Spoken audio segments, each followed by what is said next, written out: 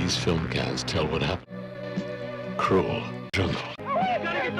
படம் ஆரம்பிச்சு 10 நிமிஷத்துலேயே தேட்டரில் படம் பார்க்க வந்த எல்லாருக்குமே வந்து பார்த்தீங்கன்னா வாந்தி மயக்கம் அலறல் பதட்டம்னு சொல்லிட்டு பயத்தோட வெளியில தேட்டரை விட்டு அலறி அடிச்சு ஓடியாந்துருக்காங்க. 1980 அப்படி ஒரு படம் வந்து ரிலீஸ் பண்ணியிருக்காங்க. அந்த படத்தினுடைய டீட்டெயில் தான் இப்போ வந்து நம்ம பார்க்க போறோம். ஆமாங்க, உண்மையிலேயே 1980 இப்படி ஒரு படம் வந்து ரிலீஸ் ஆகுது. தேட்டரில் வந்து ரிலீஸ் பண்றாங்க. படம் பார்க்க போன எல்லாருமே படம் கொஞ்ச நேரம் பார்த்துட்டு தான் இருந்திருக்காங்க. ஆனால் படம் பார்த்து ஒரு 15 நிமிஷம் ஆனதுக்கு அப்புறம் தான் தெரியுது இது படம் கிடையாது. இந்த படத்தில் உண்மையிலேயே வந்து கொலை பண்ணிட்டு இருக்காங்க. இது வந்து கண்டிப்பாக வந்து சினிமாக்காக எடுக்கப்பட்ட ஒரு விஷயம் கிடையாது. இங்க ரியல் மர்டரே வந்து நடந்துட்டு இருக்கு அப்படின்ற மாதிரி அலறி அடிச்சு தியேட்டரை விட்டு வெளியே வந்திருக்காங்க. உடனே இந்த விஷயம் போலீஸுக்கு வந்து தெரிய ஆரம்பிக்குது. உடனே போலீஸ் வந்து அந்த இடத்துல ஒரு 2 விஷயங்களை வந்து பண்றாங்க. முதல் விஷயம், அந்த தியேட்டருக்குள்ள வந்து மேல இந்த படத்தை வந்து ஸ்கிரீனிங் பண்ணிட்டு இருப்பாங்கல்ல, ஸோ அவங்கள வந்து ஸ்டாப் பண்ணி அங்க இருக்கக்கூடிய எல்லா ரீல்ஸையுமே வந்து பத்திரப்படுத்தி அவங்களுடைய கஸ்டடிக்கு வந்து எடுத்துட்டு போயிடுறாங்க.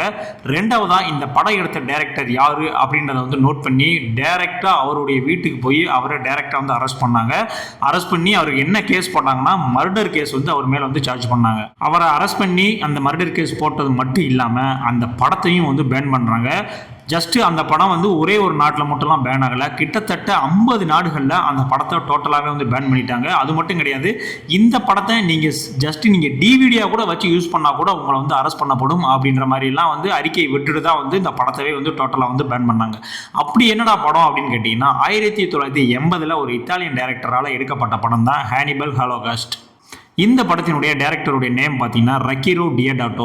இவர் வந்து இதுக்கு முன்னாடி நிறைய படங்கள்லாம் எடுத்திருக்காருங்க. பட் இருந்தாலும் இவருடைய பேர் யாருக்குமே வந்து தெரியல. இவர் அந்த அளவுக்கு வந்து ஃபேமஸ் ஆகலை. ஸோ அப்போதைக்கு வந்து அவர் ஒரு முடிவு பண்ணாரு, நம்ம இப்போ ஒரு படம் பண்ணணும், ஆனால் இந்த படம் உலகம் பேசுகிற அளவுக்கு வந்து இந்த படத்தை வந்து உருவாக்கணும் அப்படின்ற மாதிரி ஒரு ஐடியா வந்து நினைக்கிறாரு.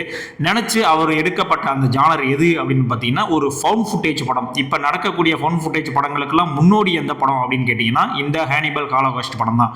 உங்களுக்கு ஃபவுண்ட் ஃபுட்டேஜ் படம் அப்படின்னா என்னன்னு தெரியல அப்படின்னா, படம் ஃபுல்லாகவே வந்து பார்த்தீங்கன்னா ஒரு கேமரா கையில் வந்து ஒரு ஃபோனோ இல்லை ஒரு கேமராவோ வச்சு அப்படியே இப்போ எடுத்துக்கிட்டே இருப்பாங்க. ஸோ அப்படியே ஒன் டேக்லேயே வந்து அப்படியே போயிட்டே இருக்கும். ஸோ இதுதான் வந்து ஃபவுண்ட் ஃபுட்டேஜ் படம். இல்லைன்னா ஒரு கேமரா வந்து தொலைஞ்சு போகும், அந்த கேமராவை எடுத்து அது என்ன வீடியோ இருக்கோ அதை வந்து ப்ளே பண்ணுவாங்க. ஸோ அந்த மாதிரி இதுதான் வந்து ஃபவுண்ட் ஃபுட்டேஜ் படம். இப்போ வந்து நிறையா ஃபவுண்ட் ஃபுட்டேஜ் படம்லாம் வந்துருக்கு. மலையாளத்தில் சீசூன் அந்த மாதிரிலாம் வந்து வந்துருச்சு. தமிழில் மர்மர் அப்படின்ற மாதிரி படங்கள்லாம் வந்து வந்திருக்கு. ஸோ இதுக்கெல்லாம் முன்னோடி எந்த படம் அப்படின்னு பார்த்தீங்கன்னா இந்த ஹானிபல் ஹாலோகாஸ்ட் இந்த படம் தான். இந்த படத்தோட கதை என்ன அப்படின்றத நான் சொல்கிறேன் கேளுங்க. ஆக்சுவலாக அமெரிக்காவில் ஒரு 4 ஜேர்னலிஸ்ட் இருக்காங்க. இவங்க வந்து இந்த மாதிரி அமேசான் காட்டுக்குள்ளே போய் அங்கே இருக்கக்கூடிய ஒரு ட்ரைப், அவங்க வந்து ஹானிபல் அப்படின்ற மாதிரியான ஒரு ட்ரைப், அவங்கள போய் வந்து எப்படி இருக்காங்க, இவங்களுடைய கலாச்சாரங்கள்லாம் என்ன அப்படின்றத படம் எடுக்கிறதுக்காக வந்து ஒரு 4 பேர் வந்து அந்த அமேசான் காட்டுக்குள்ளே வந்து போகிறாங்க. ஆனால் ஒன்று தெரிஞ்சுக்கோங்க, அந்த அமேசான் காட்டுக்குள்ளே இருக்கக்கூடிய அந்த ட்ரைப் எல்லாருமே மனித மாமிசங்களில் சாப்பிடக்கூடிய ஆட்கள். இப்படி இவங்கள டாக்குமெண்ட்ரி பண்ணுறதுக்காக போன அந்த 4 ஜேர்னலிஸ்ட்டும் கிட்டத்தட்ட 1 வாரம் ஆகுது, 1 மாதம் ஆகுது, 3 மாதம் ஆகுது, அவங்க வந்து திரும்ப வரவே இல்லை. உடனே அவங்களுடைய ஃபேமிலி இருக்கக்கூடிய எல்லாருமே வந்து டைரெக்டாக வந்து கம்ப்ளைண்ட் பண்ண ஆரம்பிச்சிட்டாங்க. இந்த மாதிரி போனவங்க வரல, அவங்க என்னாச்சுன்னு தெரியல அப்படின்னு சொல்லி கவர்மெண்ட்டை கம்ப்ளைண்ட் பண்ண ஆரம்பிச்சிட்டாங்க. உடனே கவர்மெண்ட் அதை ஆக்ஷன் எடுக்கிறதுக்காக இன்னொரு 4 பேர் வந்து உள்ளே அமுச்சு, உள்ளே போனவங்க என்ன ஆச்சான்னு தெரியல, சரி நீங்கள் போய் பாருங்க அப்படின்ற மாதிரி அனுப்பிச்சி விட்றாங்க. இவங்களும் காட்டுக்குள்ளே போகிறாங்க, ரொம்ப தூரம் போயிட்டாங்க. ஆனால் யாருமே வந்து கிடைக்கல. அவங்களுக்கு கிடைச்ச ஒரே விஷயம் என்ன அப்படின்னு பார்த்தீங்கன்னா ஒரு கேமரா மட்டும் செகதியில் வந்து பொறிஞ்சு கிடந்துச்சு. ஆனால் இந்த கேமரா இதுக்கு முன்னாடி அந்த 4 ஜேர்னலிஸ்ட் இருக்குல்ல, ஸோ அவங்களோட தான் அப்படின்றத மட்டும் கன்ஃபார்ம் பண்ணிட்டு அந்த கேமராவை வந்து அப்படியே கொண்டு வராங்க. கொண்டு வந்து அந்த கேமரா உள்ள இருக்க அந்த ஃபிலிமெல்லாம் எடுத்து கழுவி வீடியோவை வந்து போட்டு பார்க்குறாங்க. அப்போ தான் வந்து தெரியுது என்ன நடந்துச்சு அப்படின்னு. ஆக்சுவலாக என்ன நடந்திருக்கு அப்படின்னா, இந்த 4 ஜேர்னலிஸ்ட்டும் உள்ளே போய் அங்கே இருக்கக்கூடிய அந்த ட்ரைபுகளை வந்து ரொம்பவுமே வந்து கொடுமைப்படுத்தியிருக்காங்க. அவங்கள ரொம்ப அசிங்கப்படுத்தியிருக்காங்க. பெண்கள்லாம் வந்து ரொம்ப இழிவாக நடத்தியிருக்காங்க, ரேப் பண்ணியிருக்காங்க. அந்த மாதிரி நிறைய விஷயங்கள் வந்து பண்ணியிருக்காங்க. இதெல்லாம் தாங்க மாட்டாம அந்த ட்ரைபு திரும்ப வந்து ரிவெஞ்ச் எடுக்க ஆரம்பிச்சிருக்கானுங்க. அதுக்கப்புறம் அவங்களும் பல விதமான கொடூரமான விஷயங்கள்லாம் வந்து பண்ணியிருக்கானுங்க. இது எல்லாமே வந்து பார்த்தீங்கன்னா அந்த கேமராவில் வந்து ரெக்கார்ட் ஆகிருக்குங்க. அந்த ரெக்கார்டான அந்த விஷயத்தை தான் அப்படியே வந்து படமாக வந்து நம்மளால் வந்து தியேட்டரில் வந்து ரிலீஸ் பண்ணியிருக்காப்புல. சரிப்பா, ரிலீஸ் பண்ணோம்னா இதில் என்னப்பா பிரச்சனை அப்படின்னு கேட்டால், படத்தினுடைய ஆரம்பத்திலே ஒரு டிஸ்க்ளைமர் போட்டுறாப்புல. என்ன போடுறாரு அப்படின்னா, இந்த படத்தில் இருக்கக்கூடிய எல்லாமே ஒரு உண்மை சம்பவம், உண்மையாக வந்து எடுக்கப்பட்ட விஷயங்கள் தான், அந்த கேமராவில் பதிவான எல்லா விஷயங்களுமே நேச்சுரல் தான், ரியல் லைஃப் தான், உண்மை சம்பவம் தான் அப்படின்ற மாதிரி ஒரு டிஸ்க்ளைமர் போட்டாப்புல. அதனால தான் அந்த தியேட்டரில் படம் பார்க்க போன எல்லாரும் அலறி அடிச்சுட்டு ஓடி வந்திருக்காங்க. ஏன்னா அதில் நடக்கக்கூடிய கொலைகள் எதுவுமே ஒரு சினிமாவுக்காக எடுக்கப்பட்ட கொலைகள் இல்லை, இது நேரடியாகவே உண்மையிலேயே அவங்கள வந்து கொலை பண்ணிட்டாங்க அப்படின்ற அப்படின்ற மாதிரி அந்த அளவுக்கு வந்து அந்த படத்தை வந்து எடுத்திருக்காங்க. ஏன்னா உண்மையிலே வந்து அந்த படத்தில் அவங்களை குத்துறது, அந்த தாக்குறது, இது பண்ணுறது, அவங்கள ரேப் பண்ணுற சீன் எல்லாமே வந்து பார்த்தீங்கன்னா அந்த அளவுக்கு தத்ரூபமாகவே வந்து எடுத்திருக்காங்க. யாருமே வந்து பார்த்தா அது சினிமானே சொல்ல மாட்டாங்க. அந்த அளவுக்கு வந்து உண்மையாகவே வந்து அந்த படத்தை வந்து எடுத்து வச்சிருந்திருக்காப்புல. இதனால தான் இவர் மேலே ஒரு மர்டர் சார்ஜ் பண்ணி நீ உண்மையிலே வந்து அவங்களை எல்லாத்தையும் கொலை பண்ணிட்ட, படம் நடிக்கன்னு சொல்லி கூட்டு போயிட்டு அவங்களை வந்து கொலை பண்ணிட்ட அப்படின்ற மாதிரி இவர் மேலே வந்து மர்டர் சார்ஜ் வந்து பண்ணிட்டாங்க.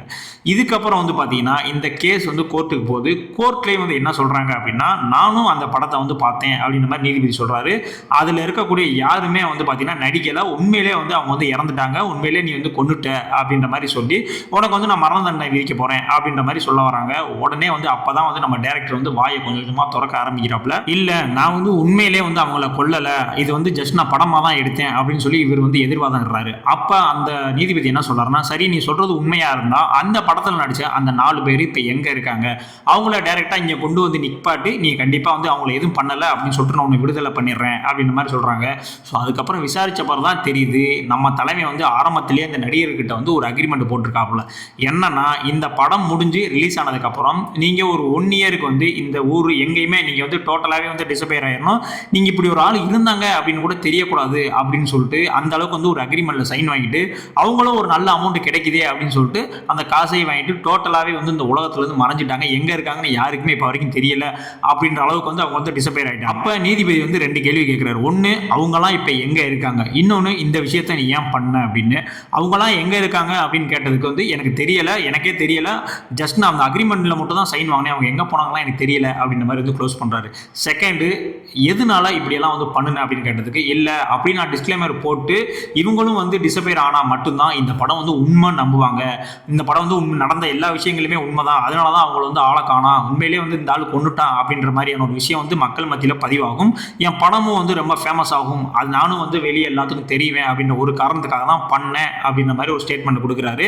ஃபைனலா நீதிபதி அவங்க 4 பேர்த்தையும் வர வச்ச அப்படின்னா உனக்கு விடுதலை, இல்லைன்னா உனக்கு தூக்கு தண்டனை அப்படின்ற மாதிரி வந்து சொல்றாப்புல. அதுக்கப்புறம் நம்ம டைரக்டரான நம்ம ரக்கீரோ டியோடாட்டா வந்து தனியா பிரைவேட் ஏஜென்சி இதெல்லாம் வச்சு அவங்க எல்லாத்தையும் வந்து கண்டுபிடிச்சு அவங்க 4 பேர் வந்து கோர்ட்ல வந்து சொல்றாங்க, ஆமா இவர் வந்து இந்த மாதிரி அக்ரிமெண்ட் போட்டு தான் எங்களை அமிச்சாங்க, அதனால தான் நாங்கள் வந்து மறைஞ்சிருந்தோம், இப்போ வந்துட்டோம், இவர் எங்களை கொலைலாம் செய்யல, உண்மையில நாங்கள் உயிரோட தான் இருக்கோம் அப்படின்ற மாதிரி எல்லாம் சொன்னதுக்கு அப்புறம் தான் இவரை வந்து ரிலீஸ் பண்ணாங்க. ஆனால் அதுக்கு முன்னாடி இன்னொரு விஷயமும் இந்த படத்தில் வந்து நடந்துருச்சு.